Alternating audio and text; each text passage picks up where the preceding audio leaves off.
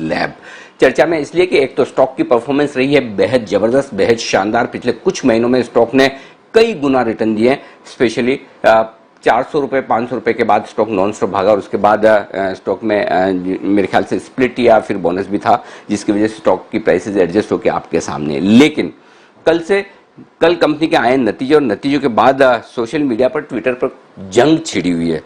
कुछ लोग बिना कंपनी का नाम लिए लॉरस लैब को बोगस लैब कह रहे हैं, तो कुछ लोग उसे डिफेंड कर रहे हैं। तो हमने सोचा क्यों ना खुद कंपनी के मैनेजमेंट से बात की जाए और समझा जाए कि कंपनी क्या कर रही है, कैसे कर रही है, कितना कर रही है और जो कल नतीजे आए उनका क्या मतलब है। तो आइए हमारे साथ कंपनी के टॉप मैनेजमेंट कार्यक्रम में शामिल होने वाले हैं। हम उनके पास जल्दी ही पहुंचेंगे और जल्दी ही उनसे बात भी करेंगे।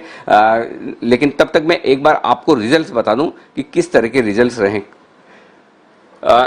कंपनी के रिजल्ट्स जो रहे हैं वो मैं बता दूं। रेवेन्यू 60% बढ़कर आया, अच्छी खासी ग्रोथ है। कामकाजी मुनाफा 170% बढ़कर आया है और मार्जिन्स 19% से बढ़कर 32-33% पहुंचे और मुनाफा 3 गुना से ज्यादा 328%, यानी 56 करोड़ से 242। अब बड़ा सवाल ये कि लोग क्या सोच रहे हैं, क्या लोग जो सवाल उठा रहे हैं वो वाकई में सही है या फिर इतनी बड़ी तेजी लोगों ने इस स्टॉक में मिस कर दी है तो उनके लिए अंगूर है खट्टे। ये जानने की कोशिश करते हैं। डॉक्टर सत्यनारायण चावा साहब हमारे साथ कार्यक्रम में हो रहे हैं शामिल। डॉक्टर सत्यनारायण, बहुत बहुत धन्यवाद, आपका वक्त निकाला आपने सुबह सुबह हमारे लिए। सबसे पहला सवाल, आपकी इतनी दमदार परफॉर्मेंस है कंपनी की, लेकिन उसके बावजूद लोग आपके नंबर्स पर भरोसा नहीं कर रहे, ऐसा क्यों? आप क्या कहना चाहेंगे इस पर? Good morning, sir. We have invested into formulation business starting from 2014. As you're aware, any new business will take 3 to 4 years to start giving results. And we started getting formulation business revenues coming from 2019 onwards. And if you look at, we have invested so far more than 700 crores in capex and apex in formulation business. That started giving results. And our investments into custom synthesis also started giving results. So these are results of several years of hard work by our team members.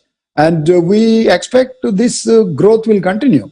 This is not one-off number, and we have no one-off number, neither in revenue nor in margins. So this growth trend will continue, and we are very confident of that. Wonderful. क्योंकि sir मैं समझता हूं कि काम करके performance लाना बड़ा मुश्किल काम है, लंबा वक्त लगता है, कड़ी मेहनत लगती है, डेडिकेशन होता है। उंगली उठाना आसान काम है कि ऐसा क्यों वैसा क्यों। तो चलिए, जब आप कह रहे हैं, आप क्या अपने इन्वेस्टर्स को और व्यूअर्स को ये कॉन्फिडेंटली कह सकते हैं कि कंपनी जो नंबर्स, जो रिजल्ट्स पेश कर रही है वो एकदम सही और परफेक्ट है? क्योंकि जिस तरह की जबरदस्त ग्रोथ 3-3 गुना प्रॉफिट में अगर होता है तो लोगों को डाइजेस्ट करना थोड़ा मुश्किल होता है कि क्या वाकई में रिजल्ट सही है। तो क्या आप कॉन्फिडेंटली अपने व्यूअर्स और इन्वेस्टर्स को कह सकते हैं कि नंबर्स के बारे में बिल्कुल चिंता न करें? Numbers are absolutely great, and we expect to do better. So we are not saying this is the best quarter we had. Actually, we expect our future quarters will be better than the current quarters. So, and our management is very confident to do better in the previous quarters. And we are also planning to invest 1,200 to 1,500 crore more into the business to meet our demand. So we are very, very confident, and we are actually bullish on our future prospects. तो management जो 2-3 चीजें सबसे important और सबसे बड़ी बातें कह रहा है, मैं आपके सामने रख दूं। पहली चीज, बहुत कॉन्फिडेंट है, नंबर्स, आंकड़े एकदम सही है और ये सबसे बेस्ट क्वार्टर नहीं है, इसके बाद का बेस्ट क्वार्टर और आना बाकी। अभी आगे आने वाला समय और बेहतर है। 1200 से 1500 करोड़ रुपए और इन्वेस्ट कर रहे हैं कंपनी की ग्रोथ में। अब सर आता हूं आपके मार्जिन पर। 30% के मार्जिन, वंडरफुल, किसी भी लिहाज से बहुत बढ़िया। लोग जानना समझना ये चाहते हैं कि क्या कंपनी ये मार्जिन मेंटेन कर पाएगी या ये भी इंप्रूव हो सकते हैं। ये दोनों ही चीज हम जानना चाहते हैं। In the business, there are three things. One is revenue growth. margin sustainability, both to gross margin and EBITDA margin, we are very confident that our revenue growth will sustain. We are not saying revenue will be maintained. We are saying revenue growth will be there. And we are also very confident that our gross margin and EBITDA margins will be maintained. So when our revenue growth is there, even at the current gross margins, I think numbers will improve significantly. That's what we are very confident. Okay एक और बात जो मैं जानना चाहता हूं, आगे चलते हुए कंपनी के लिए ग्रोथ ड्राइवर्स क्या रहेंगे? क्योंकि सब लोग ये समझ रहे हैं कि चलिए अभी तो कोरोना के वक्त आपकी ग्रोथ बड़ी तगड़ी आई है, कोरोना फाइनली जाएगा ही, अब वक्त की बात है कब जाता है। तो सर कोरोना खत्म होने के बाद भी क्या आप ये ग्रोथ मेंटेन कर पाएंगे? वो कैसा रहेगा उसके बारे में बताइए। The business coming because of the corona crisis is close to zero for us. We don't have remdesivir, we don't have favipiravir, we don't have HCQ sales. So the growth coming from corona crisis is not there. And if companies are stocking our products because of coronavirus, we shouldn't have order book. Today, we have one of the biggest order book what we have seen in the company's history so far. So we have performed very well. We increased our sales and our order book is also increased. So that is a confidence. Our growth is coming from our core strengths. Our growth is not coming from industry's weakness. So we have invested into infrastructure. We have invested into products much ahead of the growth what we have seen. So we continue to invest. So there is no one-off. There is no business because of the corona crisis. The growth came at this time, so people are believing this is growth is coming from the crisis. It's not. Growth is coming from our internal strengths. क्या बात है। Okay तो doctor Satyanarayan ये कह रहे हैं कि growth industry की कमजोरी की वजह से नहीं आ रही बल्कि कंपनी की मजबूती की वजह से आ रही है, वो आगे जारी रही है। सर अब एक चीज और मैं आपसे जानना चाहता हूं, एक तो ये बताएं कि सर इस वक्त प्रमोटर्स की होल्डिंग कितनी है कंपनी में, और दूसरा कितने शेयर आपके प्लेज हैं और उसे कम करने का क्या आपका इरादा है? Promoters equity is close to 30%, and I have part of my shares pledged, and we are going to release that pledge very soon.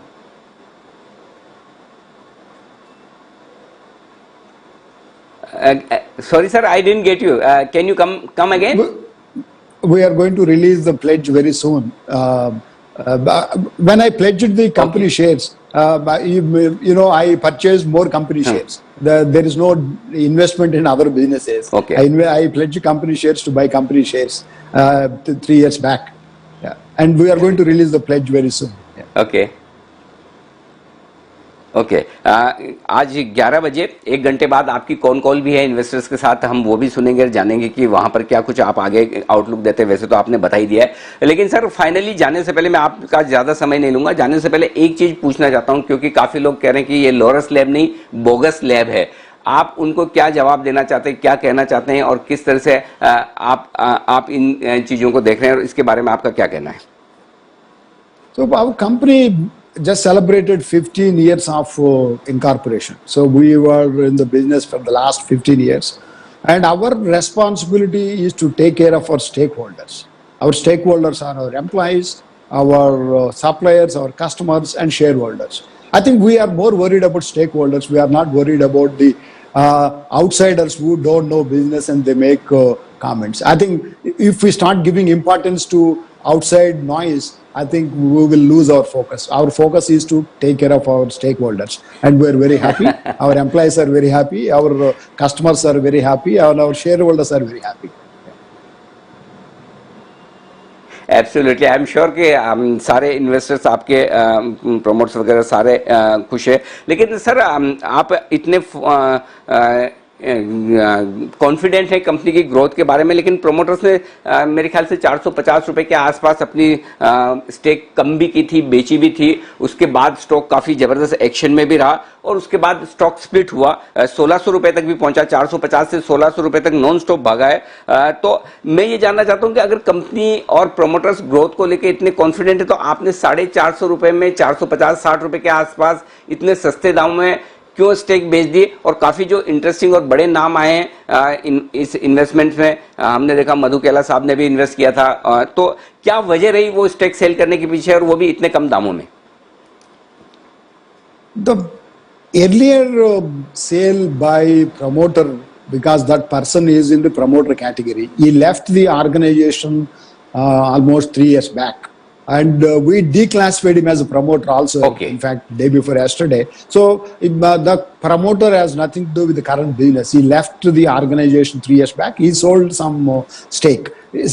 Still, he was not declassified as a promoter. That is the reason it is coming as a sale in the promoter category. Otherwise, no promoter, no employees sold any shares. ठीक है, बहुत बहुत धन्यवाद doctor Satyanarayan हमारे लिए वक्त निकालने के लिए, Thank you, sir. फाउंडर और सीईओ लॉरस लैब के, जिन्होंने साफ तौर पर इन तमाम खबरों का खंडन किया है कि जो लोग ये कह रहे हैं कि कंपनी बोगस है, वो बिल्कुल गलत है।